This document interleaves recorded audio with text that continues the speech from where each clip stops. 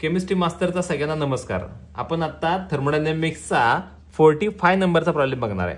आता काय काय दिले आपण समजून घेऊया. गिवन मध्ये त्यांनी असं म्हटले की 1 mole of ideal gas, number of moles 1 दिलेत. एक्सपांड्स म्हटले, एक्सपांड्स आणि रिव्हर्सिबली म्हटले, म्हणजे डब्ल्यू मॅक्सचा फॉर्म्युला असणार आहे. म्हणून मी काय करतो, मला जे लागणार आहे ते सगळं लिहून घेतो. V1 किती आहे, 1 dm cube. Initial volume 1 dm cube आहे. V2 किती आहे, 10 dm क्यूब, म्हणजे 1 पासून 10 पर्यंत एक्सपांड झालाय. टेम्परेचर किती आहे, 300 केल्विन टेम्परेचर आहे. आर किती आहे, तर आर 8.314 आर आहे. आता मी काय करतो, इथं डब्ल्यू मॅक्सचा फॉर्म्युला डायरेक्ट प्रॉब्लेमला सुरुवात करतो. मी ऍक्च्युली टू फाइंड कॅल्क्युलेशन लिहावं लागेल, फॉर्म्युला कॅल्क्युलेशन लिहावं लागेल, पण मी डायरेक्ट सुरुवात करतो. मागच्या प्रॉब्लेम सोडत असताना मी तुम्हाला हे सगळं दिलेलं आहे.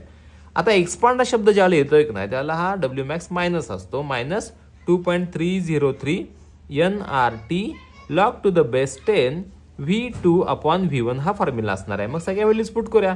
मायनस 2.303 यांची व्हॅल्यू किती आहे, 1 आहे. इंटू आर किती आहे, 8.314. टी किती आहे, तर 300 kelvin. Into log to the base 10 upon 1. मग आता हे सगळं सॉल्व्ह करायचं आहे. मायनस 2.303 1 मल्टिप्लाय केलं तर काय फरक पडत नाही. 8.314 इंटू 300 इंटू 10 डिवाइड बाय 1 10. मग 10चा लॉग किती येतो, 1 येतो. म्हणजे राहिल्या 3च व्हॅल्यू राहिल्या. मग त्यांचा मी लॉग बघून सॉल्व्ह करतो. म्हणजेच याचा लॉग येतोय 0.3623 प्लस याचा लॉग येतोय 0.9198 प्लस याचा लॉग येतोय 2.4771. त्या सगळ्यांची ऍडिशन करायची. ऍडिशन येते 2957.3. याचा बघायचा अँटीलॉग. 75चा 9.2 मध्ये अँटीलॉग बघितल्यानंतर येतोय तो 5744 येतोय. मग आता आपला डब्ल्यू मॅक्स जो रेडी आहे, W max is equals to minus 5744 joule. आपल्याला आता मिळाला डब्ल्यू, हा डब्ल्यू मॅक्स मिळालाय. परत आयसोथर्मल प्रोसेससाठी, आयसोथर्मल प्रोसेसमध्ये आयसो सेम थर्मा म्हणजे टेम्परेचर, त्यावेळेला delta T is equals to 0 असतो. ऑब्विसली मग डेल्टा यू पण काय असतो, 0 असतो.